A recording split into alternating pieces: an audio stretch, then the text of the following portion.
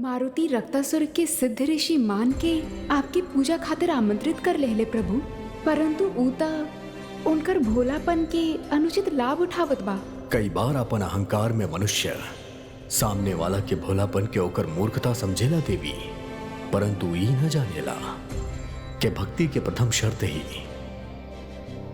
सरलता। प्रभु मारुति के सरल भक्ति के कारण सुमेरु पे जे भीषण संकट आयल बा, ओकर का वो भक्ति ही का जे संकट के सामना ना कर पाए। जितना भीषण संकट उतने ही आघात भक्ति। अर्थात अब भक्त और भक्ति दोनों के परीक्षा बा देवी। आई महाराज आई।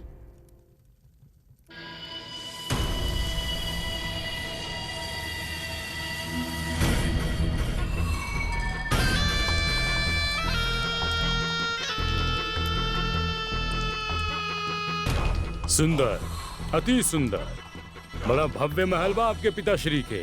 आपके अच्छा लागल? आप देखी महल के, हम अभी आवतानी।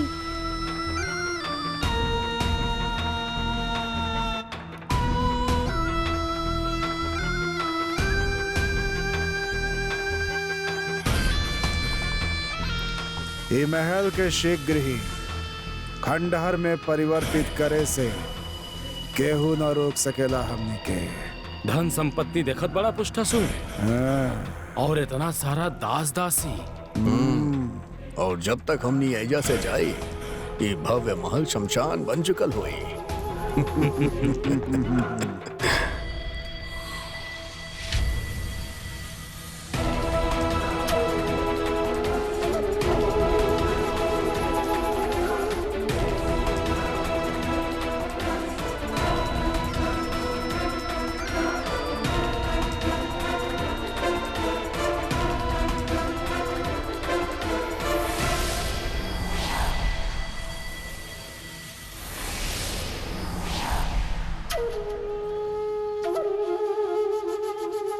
आए माता, आए पिताश्री। का भइल मारुति?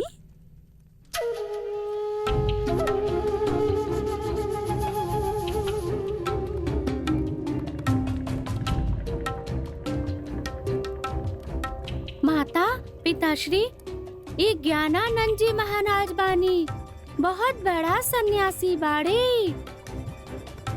हम इनका के महादेव के पूजा खातिर आमंत्रित कैले बानी।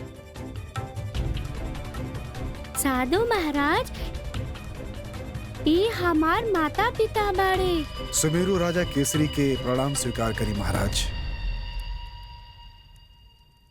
कृपया आसन ग्रहण करी। मारुति बतौले कि आप महादेव के पूजा रखौले बनी, और हम स्वयं महादेव के परम भक्त हैं, तो हम सोचनी काहे ना सम्मिलित होखल जाओ पूजा में। महाराज जी, हमनी के सौभाग्य बा कि हमनी के आप जैसन महापुरुष के सानिध्य प्राप्त भइल। स्वागत बा आपके और आपके शिष्यन के भी। ए पवित्र अवसर पर हम क्षमा चाहत बानी देवी, परंतु हमारा आशा के विपरीत कुछ भी यहाँ पवित्र नहीं खेलागत देवी।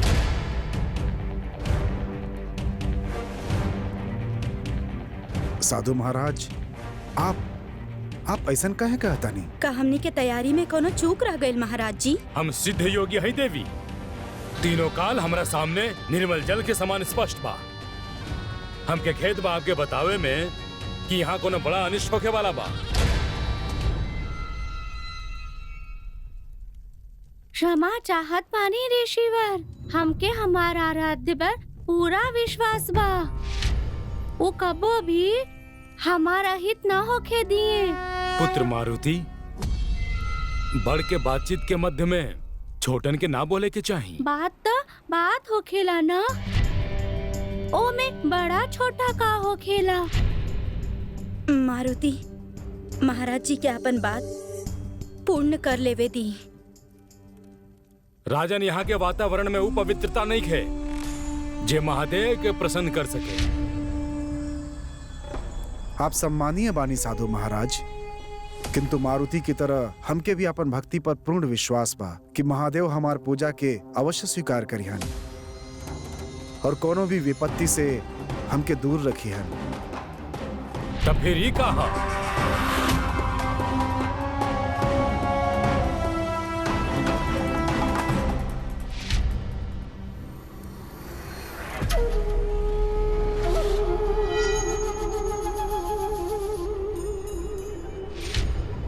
कमल के पुष्प तो स्वच्छ रहे।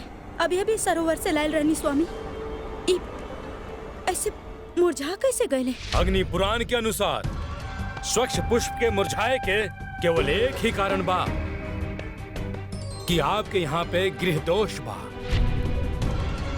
अगर एक शीघ्र ही कोनो उपाय ना कइल गइल तब बहुत बड़ा क्षति हो सकेला, यहाँ तक कि पुत्र हानि भी।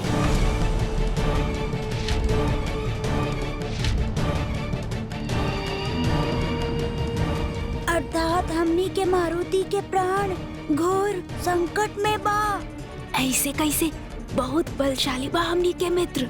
ई साधु महाराज तो बहुत भयानक बात करेले, भयभीत ही कर देले सबके। हे साधु महाराज, यदि प्रश्न हमार पुत्र के बा तो हम कोनो भी संकेत के अनदेखा ना कर सकीले।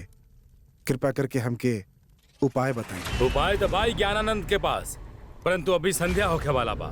प्रातः काल हम रुद्राभिषेक करब और आपके भी गृह दोष दूर हो जाई। दोष चाहे कोनो भी प्रकार के काहे ना होके महाराज जी, आप कृपा करके मुक्ति दिला दी।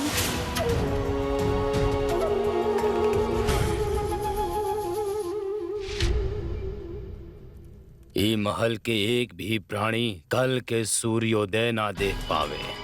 जौन आज्ञा स्वामी। आज रात यहाँ रक्त के नदी बही और कल तक आपके गला में 10 सहस्त्र अंगुलियन के माला होगी।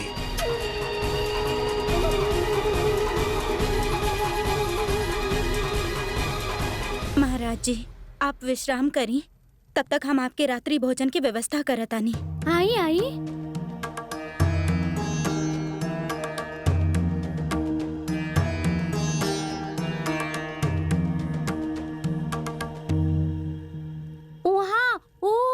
माता और पिताश्री के शयन कक्ष बा और ओकर बगल वाला वाचनालय। पुत्र, शस्त्र कक्ष कहाँ बा? दक्षिण के ओर, भंडार घर के पीछे।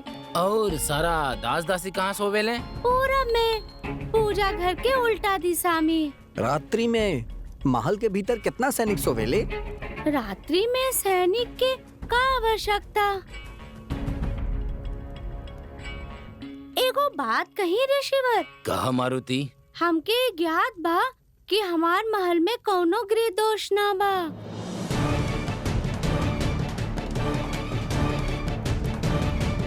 अर्थात हम मिथ्या कहत बानी? ना ना, ये हमारे आराध्य के चमत्कार बा, ताकि आप यहाँ रुक के हमके उनसे मिलवा सकी। आराध्य? के आराध्य? आप भूल गई नी? हम आपसे वन में पूछले रहनी ना कि आप हमार आराध्य से मिलवा सके नी। हाँ हाँ अवश्य, ये तो हमरा खातिर तुच्छ सा कार्य बा। हाँ हाँ स्मरण बा हमके।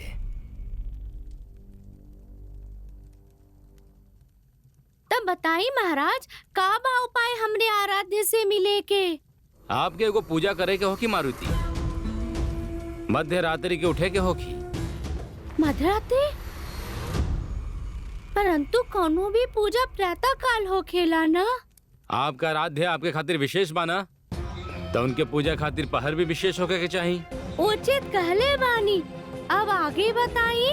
फिर आपके एगो घंटी लेके ओकरा पे अपन आराध्य के नाम लिखे के बा और एकरा पश्चात आपके वाटिका में जाके वट वृक्ष के उल्टा परिक्रमा करके लाल धागा बांधे के होखी। और स्मरण रहे, धागा बांधते समय आपके घंटी बजावत रहे के होखी। ई करे से हम अपन आराध्य से मिल पाई। ज्ञानानंद के सिद्धि है बालक। सूर्य पूर्व में अस्त हो सकेला, परंतु ज्ञानानंद के सिद्धि कबो विफल ना हो सकेला। आपके अपन आराध्य के ऊपर पूर्ण विश्वास रखे के होखी बालक। और स्मरण रहे, ये विशेष पूजा के चर्चा अभी आप केहू से ना करब।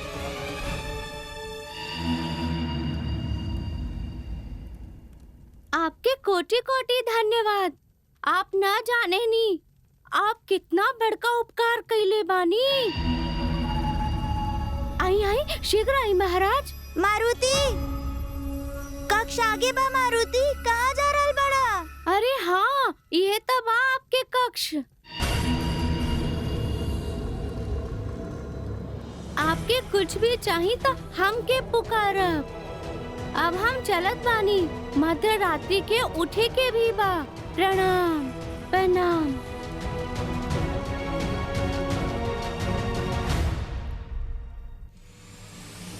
अभागा मारुति, एकर मूर्खता ही सुमेरु के विनाश के कारण बनी।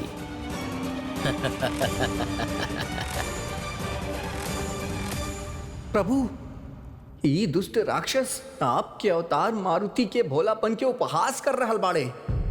मारुति के केहू उपहास करी, ये हमसे सहल नहीं जात प्रभु। जे भी सच्चा भक्ति के ना समझ पावेला वो ओकर परिहास करेला। बड़ बड़ भक्त के भी ऐसन कटाक्ष और उपहास के सामना करे के पड़ल बा। परंतु प्रभु, रक्तासुर अशुद्ध पूजन विधि बता के मारुति के भक्ति मार्ग से भटका भी रहल बाड़े। शुद्ध अथवा अशुद्ध, पूजा के विधि ना, पूजा करे वाला के मन होखेला देवी। सच्चा भक्त अपन आराध्य के माने के जौन भी नियम बनाए वह विधि शुद्ध एवं साधारण बन जाला।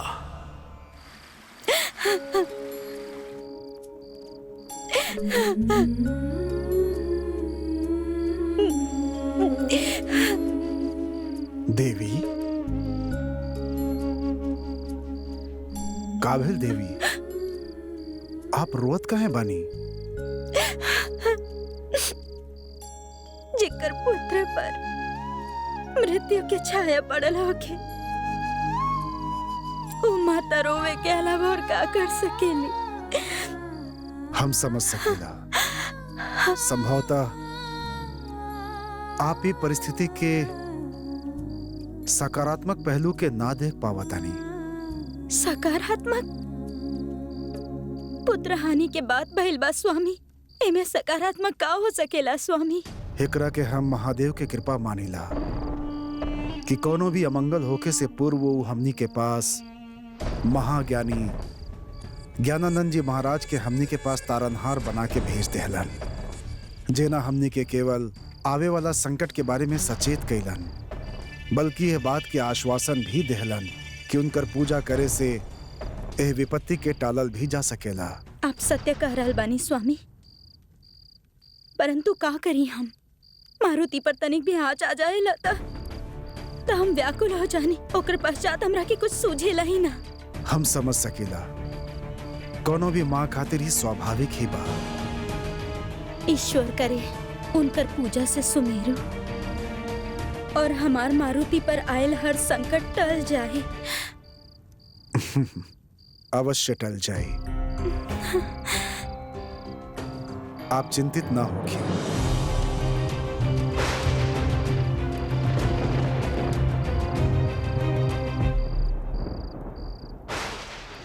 आज के रात्रि हमार खातिर यादगार होके वाला बा, काहे कि साधु महाराज के उपाय द्वारा आज हम अपन आराध्य के दर्शन पाले।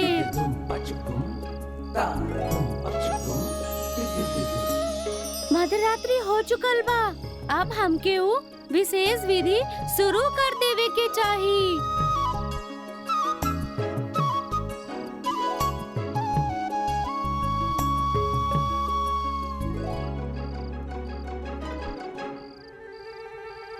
चला अच्छा बा, केहू ना हा।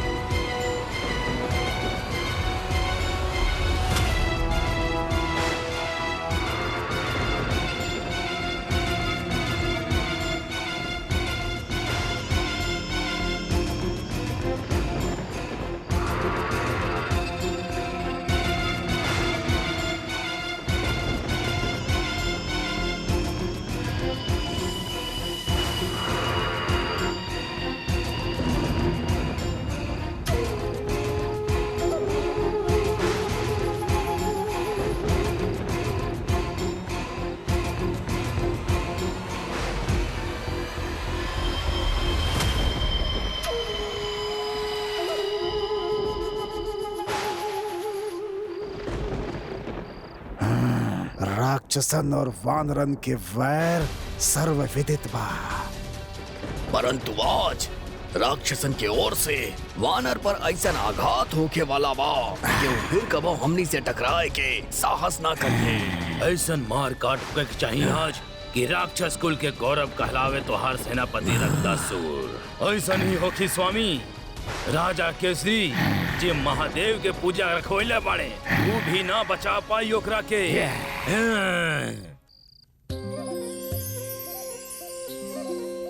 मारुति के प्रणाम स्वीकार करी महादेव। आप तो हमके जानेला, आप ही तो हमारा आराध्य के नाम देले रहने। महादेव आज भी आपके कृपा चाहिए।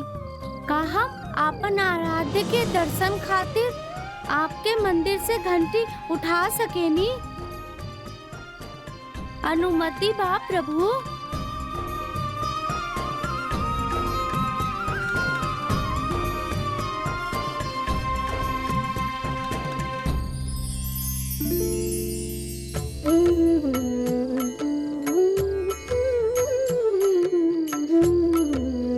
संकेत मिल गए प्रभु, धन्यवाद। एक बार विस्तार से बताई स्वामी, हमनी के का योजना बा?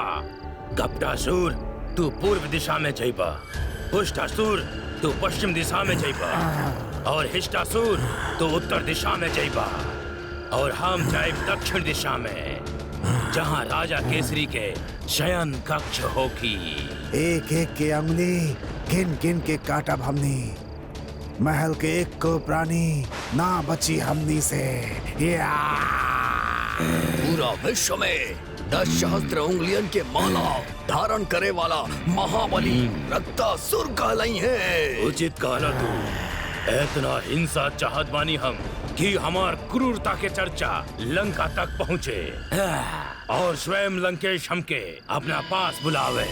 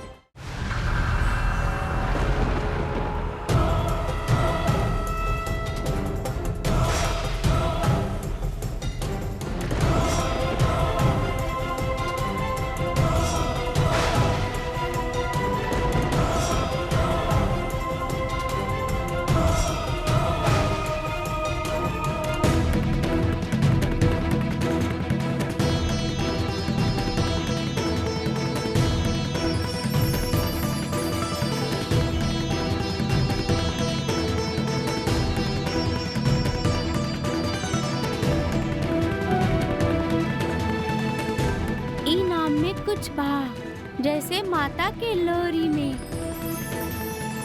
जैसे माता के हाथ के बनल लड्डू, पिताश्री के आलिंगन, और वैसे ही राम नाम जेकरा सुन के ही हम प्रसन्न हो जाइले।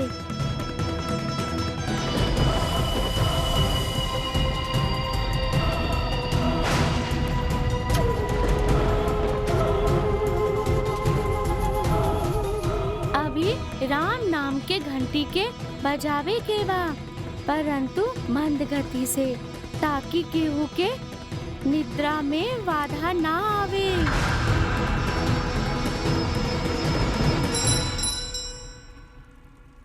राम।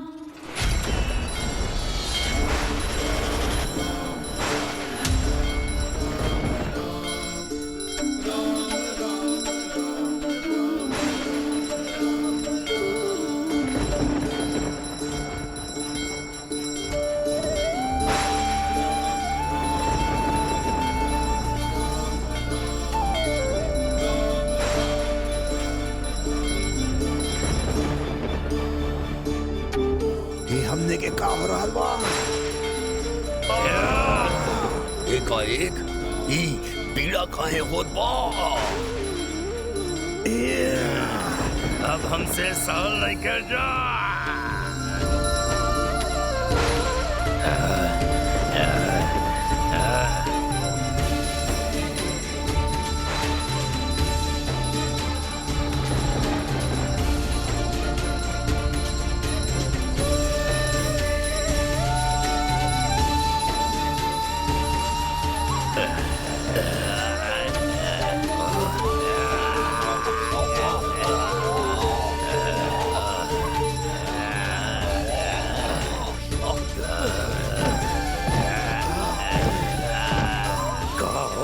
हमने सबके स्वामी कदाचित ई उहे ध्वनि बा जे ऊ पक्षियन के कंठ से हमने सुन ले रहनी। ई ध्वनि में ऐसन भीषण पवित्रता बा जे राक्षसन के अनुकूल नहीं के।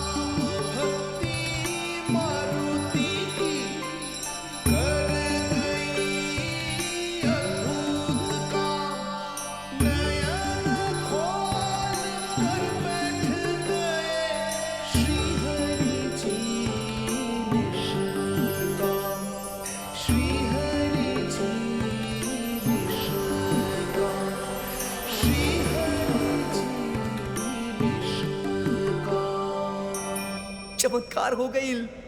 मारुति के भक्ति के प्रताप से मुरझाइल कमल भी खिल उठले और उनकरा में जौन भौरा बंद रहले ऊ भी बाहर आ गईले। अब देखिए नंदी, ये दुराचारी राक्षसन के दुर्गति हो के ही रही। मारुति के पूजा से आज ई बात सिद्ध हो गई कि भगवान अपन भक्त के पूजा में ई ना देखत कि विधि कितना सटीक बा, ऊ ई देखेले कि भक्त के भक्ति में कितना सत्यता बा।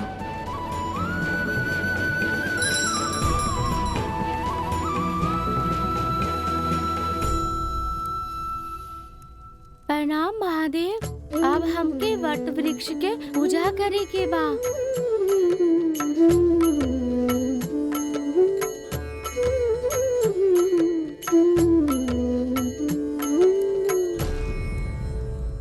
मंत्र के प्रभाव से हमार कान बजे लागल बा।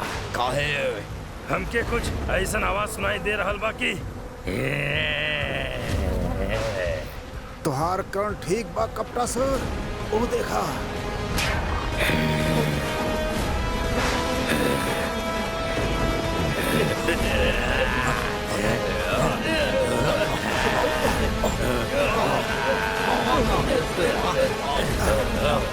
एक होता हमने के साथ है।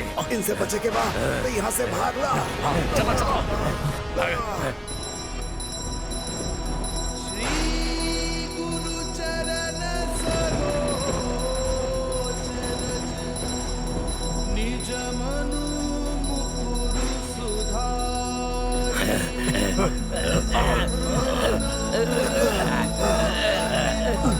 कोनो उपाय करी स्वामी, वो भौरा से कैसे पीछा छुड़ाई जा।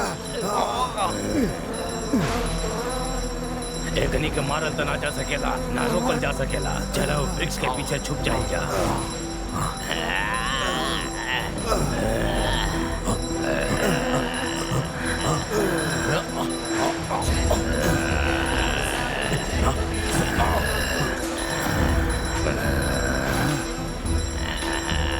हमनी की योजना सफल भइल।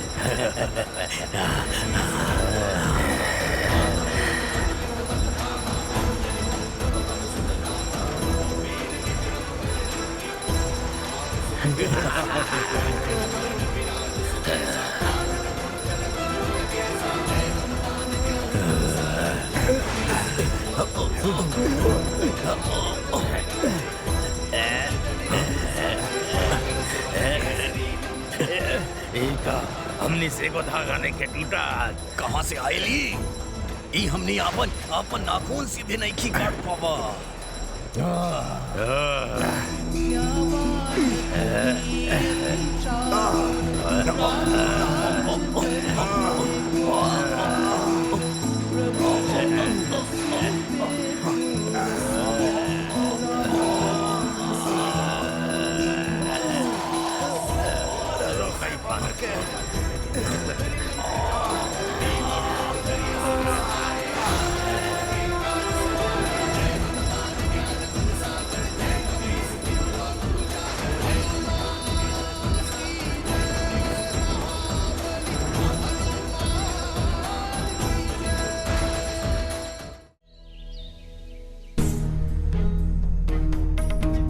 केहू बा?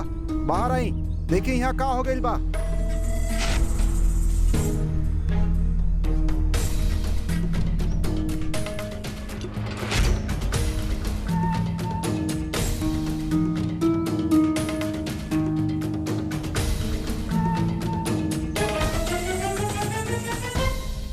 मारुति,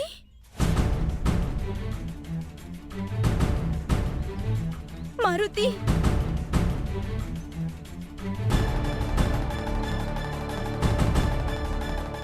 हे महादेव, ये कैसन अकल्पनीय दृश्य बा। स्वामी, साधु महाराज कहले रहलन कि वो हमार संकट अपने ऊपर ले ली है।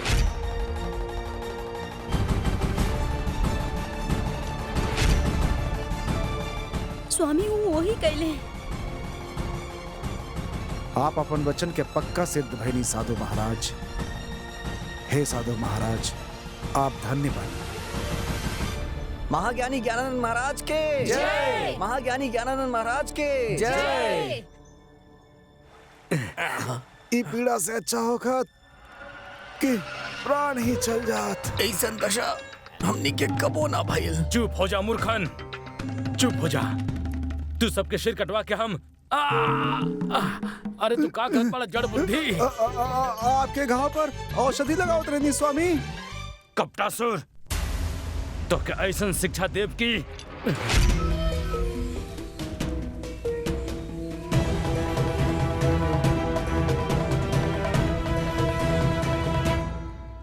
प्रणाम ऋषिवर। आई पुत्र। हमके ज्ञात भइल कल रात्रि आप महान साधु सब हमार विपदा आपन ऊपर ले लेने। धन्यवाद आप लोग। आज हम आपके आपन प्रिय भोजन करवाई। आई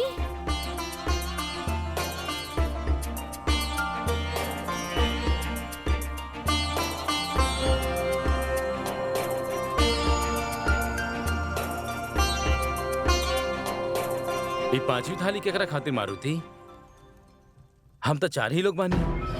हमार आराध्य खातिर, जिनका से आप हमके मिलवावे वाला बाड़े। हम सबसे पहले उनके ही भोग चढ़ावेले। हाँ, का नाम बताओ आप उनकर? बतैले न रानी, काहे की बतावे के मना बा। परंतु बिना नाम बताइले हम आपके उनसे कैसे मिलवाई?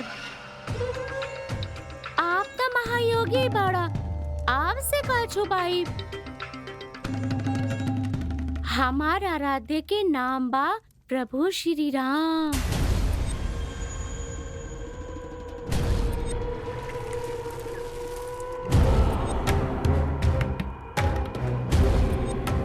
राम राम राम। स्वामी, ई तो है भयंकर मंत्र हा। अर्थात हम आपके भक्ति से अत्यंत प्रभावित भइनी मारुति। उनसे मिले बिना ही आप उनके अपन जीवन के आधार मान लेनी और उनकरा खातिर थाली लगा देनी, जे सबे माह के ओकर भोग करी हैं। आज न त कल वो अवश्य ही है ऋषिवर। आप जी उनका से हमके मिलवावे वाला बड़ा। अवश्य। वैसे तो श्री राम कन कन में बसे ने, हर स्थान पर, हर प्राणी में। ओ पौधा में भी? हाँ। अच्छा, आप में? निसंदेह। अच्छा, ओ चींटी में भी?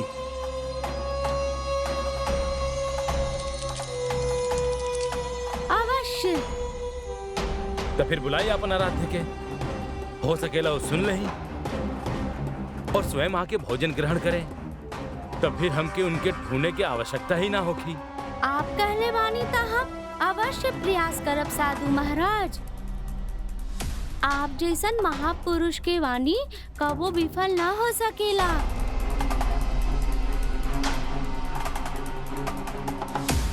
अब एकरा के वास्तव में लागेला कि एकर आराध्य एकर पुकार सुन के प्रकट हो जाइए। राम राम राम।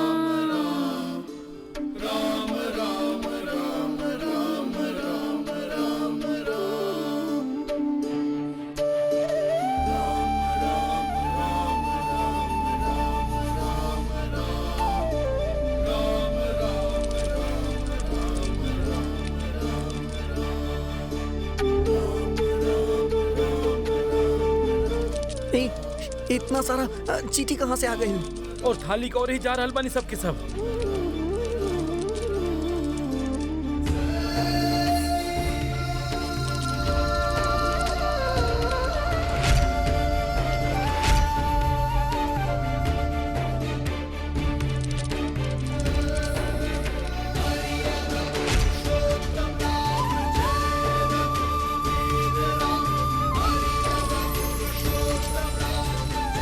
चमत्कार।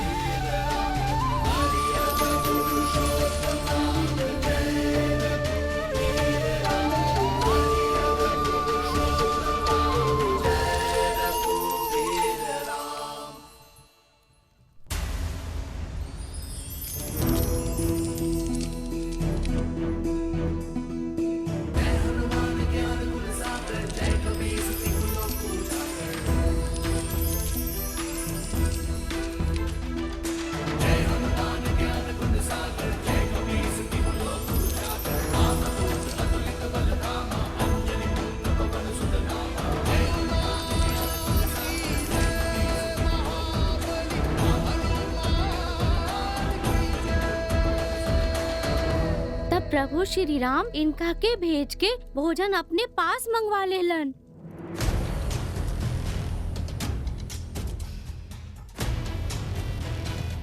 आप सत्य कहले रहने ऋषिवर। हमार आराध्य हमार पुकार सुन लीने।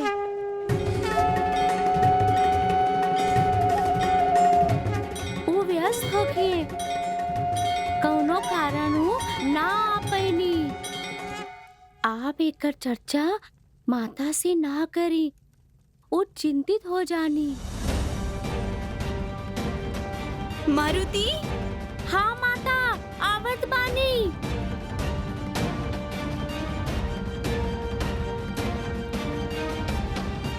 नेत्र हो के भी कुछ लोग दृष्टिहीन होखेले। ई दुष्ट रक्तासुर के तई ज्ञात ही नहीं खे कि अभी अभी श्री राम नाम के दिव्य लीला के प्रत्यक्ष कैले बा।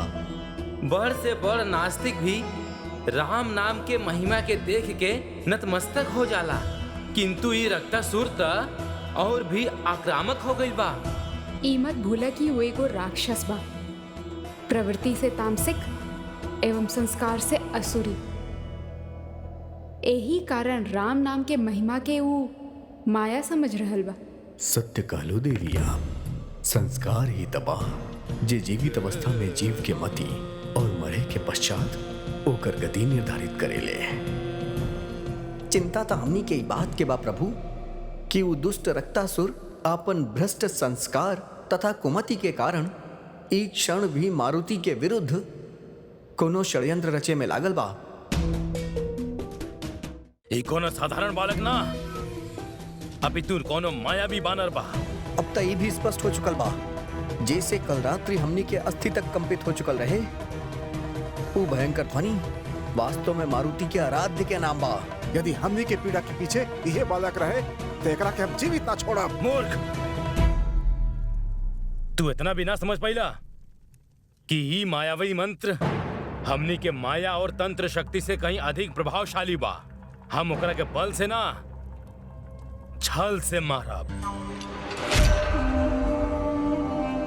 हाँ स्वामी, कैसे? हम ओकरे मस्तिष्क पे वार करब और ओके कटत ही शरीर अपने आप ढह जाए।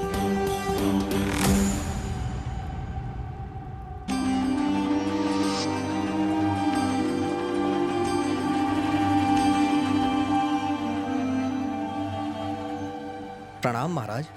ऋषि ज्ञानेन्द्र जी राज्यसभा में आपके प्रतीक्षा कर रहल बाड़े। हम अभी आवतानी। प्रणाम साधु महाराज। कहीं का सेवा करी आपके?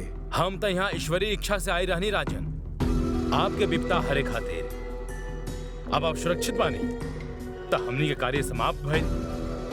अब आपसे अनुमति लेवे के समय आ गइल बा। साधु महाराज, कुछ समय और रुक के अपन सेवा के अवसर हमरा के प्रदान करती तो हमके अत्यंत प्रसन्नता होगा। साधु तो बहुत जल के समान होला राजन।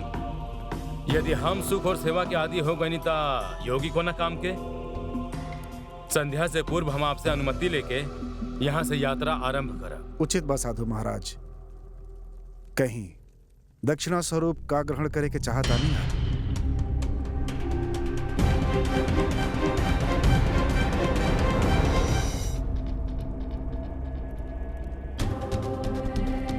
हम तपस्या खातिर हिमालय जाते हैं राजन, और वहां के मार्ग अति दुर्गम बा।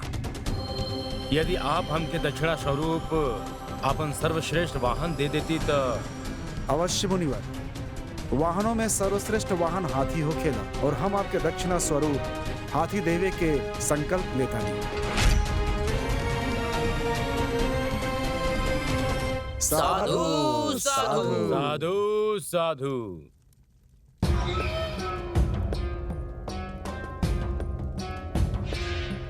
विशाल हृदय राजा केसरी के स्वामी ज्ञानानंद के धन्यवाद। ये तो हमार परम सौभाग्य बा कि हम आपकी इच्छा पूर्ति करे में सक्षम बानी। हम तृतीय पहर तक यहाँ से निकलब, तब तक आप सुनिश्चित करिए कि यहाँ सब व्यवस्था हो जाए। आप निश्चिंत रहें, समय से पूर्व ही सारा प्रबंध हो जाए। और यदि ना हो पाइल तो?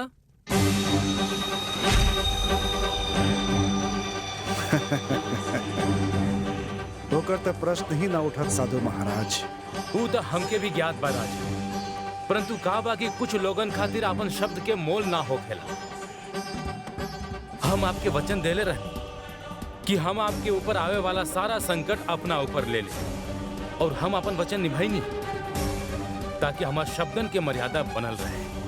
हमार कहल शब्द भी पत्थर पर खींचल रेखा के समान बा। एक बार वचन दे देहनी तो दे देहनी, ओकरा के हम अवश्य निभाई। और यदि ना निभा पाइला तो? ताप जे कहीं ऊ, हम सुमेरु राजा केसरी आपके आदेश के अक्षर अक्षर पालन करब, ये भी आपके सौगंध देता नहीं। कितना सरल से हमरा जाल में फंस गए राजा।